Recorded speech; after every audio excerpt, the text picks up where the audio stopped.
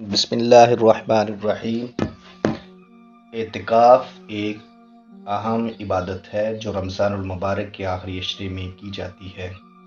اس کا مقصد دنیاوی معاملات سے کٹ کر مکمل طور پر اللہ تعالیٰ کی عبادت، ذکر و اذکار اور دعا میں مشغول ہونا ہے۔ اعتکاف کی اقسام۔ اعتکاف کی 3 اقسام ہیں۔ پہلی، واجب اعتکاف۔ اگر کسی نے نظر مانی ہو تو وہ اعتکاف کرے گا اور اس کا پورا کرنا واجب ہے۔ سنت موقدہ اعتکاف۔ رمضان کے آخری عشرے میں اعتکاف کرنا سنت موقدہ ہے۔ نفلی اعتکاف۔ کسی بھی وقت مسجد میں عبادت کی نیت سے ٹھہرنا نفلی اعتکاف کہلاتا ہے۔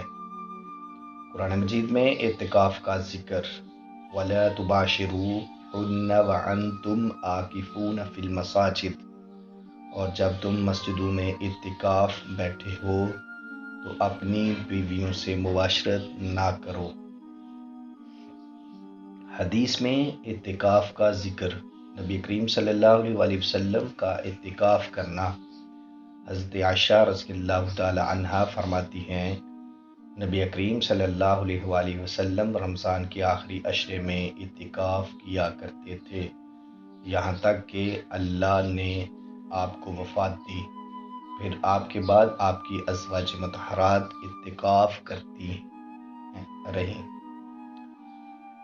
اعتکاف کا مقصد۔ حضرت ابو ہریرہ رضی اللہ تعالیٰ عنہ سے روایت ہے کہ رسول پاک صلی اللہ علیہ وسلم نے فرمایا، جو شخص ایمان اور ثواب کی نیت سے رمضان کے آخری عشرے میں اعتکاف کرتا ہے تو اس کے پچھلے گناہ معاف کر دیے جاتے ہیں۔ اعتکاف کی بنیادی احکام حدیث کی روشنی میں۔ اعتکاف کا وقت۔ رمضان کے آخری عشرے میں اعتکاف رمضان کی مغرب کے بعد شروع ہوتا ہے اور شوال کا چاند نظر آنے تک جاری رہتا ہے۔ مسجد میں اعتکاف۔ اعتکاف مسجد میں ہی ہوتا ہے کیونکہ نبی کریم صلی اللہ علیہ وسلم مسجد میں اعتکاف کیا۔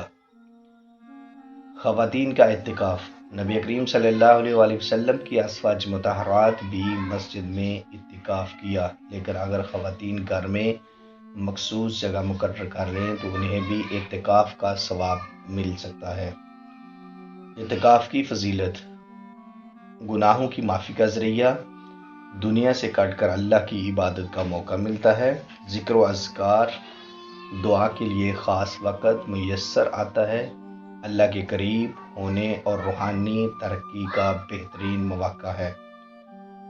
قرآن و حدیث سے واضح ہوتا ہے کہ اعتکاف ایک سنت عبادت ہے جو ہمیں اللہ کے قریب لے جاتی ہے۔ نبی کریم صلی اللہ علیہ وسلم نے اس کا اہتمام فرمایا اور ہمیں بھی چاہیے کہ ہم اس سنت پر عمل کریں اور رمضان کے آخری عشرے میں عبادت، توبہ اور دعا